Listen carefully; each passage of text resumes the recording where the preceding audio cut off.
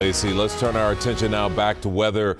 A little stormy there in the afternoon. I know a lot of events were taking place that obviously outside that got, hit hard. And move a lot of those around. Absolutely, absolutely. Is that going to continue, though?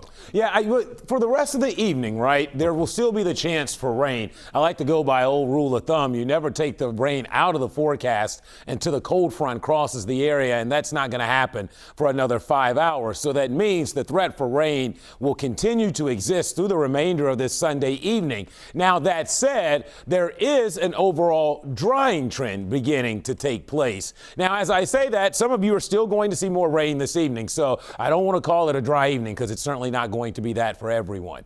In fact, you can see behind me there's still plenty of action on the radar. Diving you in first to the north here, take you up through parts of Butler and the Warren counties.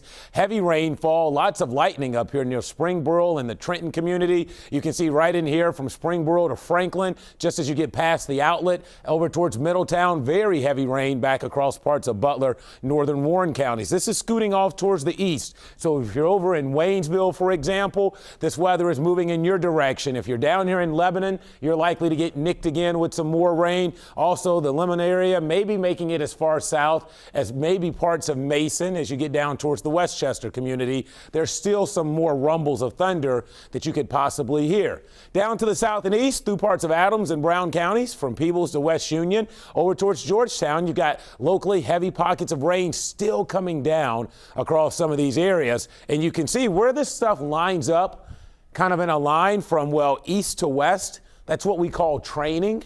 So occasionally some areas will pick up excessive amounts of rain.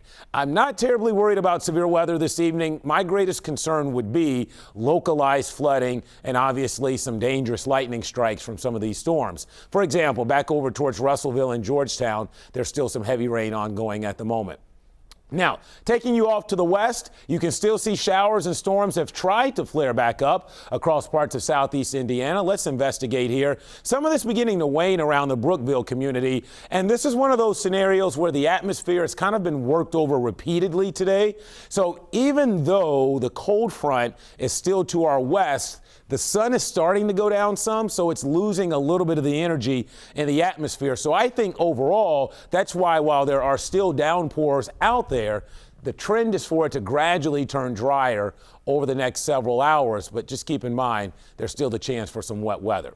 So there's kind of the big picture around the area. Not too bad at the moment across much of northern Kentucky. So with that said, here's your forecast moving forward for the rest of the evening. It's certainly going to stay muggy out there. Temperatures are in the upper 70s, close to 80. I think showers and storms will all but have diminished by about 9 or 10, and then it's quiet. The rest of the night, we'll probably have some clouds and fog to contend with while we sleep, and probably when you wake up first thing tomorrow morning.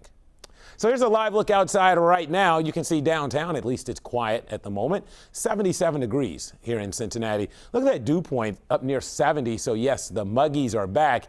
Here's what I find interesting. For all the rain that has fallen today, right, around the tri-state, look at the airport. Officially only 2/100ths of an inch. I can guarantee you many of you, if not most of you, have seen way more rain than that around the area.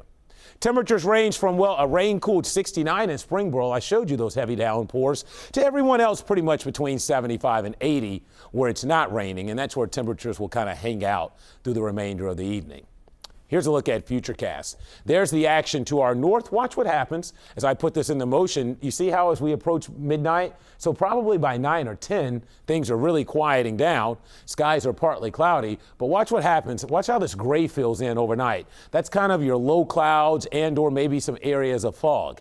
So it's going to be kind of gloomy to start first thing on Monday morning, but your Monday should be drier around here. I don't see big deluges and storms. There could be a leftover lingering stray shower on Monday, but I don't see a lot of rain on Monday. Tomorrow looks a lot drier, as does the week overall. As we slide into your Tuesday, you're looking pretty good. And overall this week, it looks drier and kind of a return to more seasonably warm temperatures for August. We've been kind of living the good life lately. All of last week, we had low humidity and very comfortable temperatures. We're going to start to heat things up just a tad. So rain fades tonight, partly cloudy with some areas of fog, 66 for an overnight low. And then tomorrow, partly cloudy, drier, there is the chance for a stray shower out there. We'll top out around 80 for an afternoon high. There's a look at your day planner. Starting out the morning in the 60s and then climbing to around 80 by afternoon. Here's your 7-day forecast. So overall, another quiet week around here. So not a bad week. It starts comfortably so, but then it looks like we heat up, Curtis, towards the weekend. Notice temperatures getting back in the upper 80s again, closer to that 90-degree mark. And maybe Friday, we'll keep an eye on this. I know high school football, busy Friday night, may have a couple of stray downpours Friday afternoon and evening around the area. I'm smiling because I'm glad to know that I've been living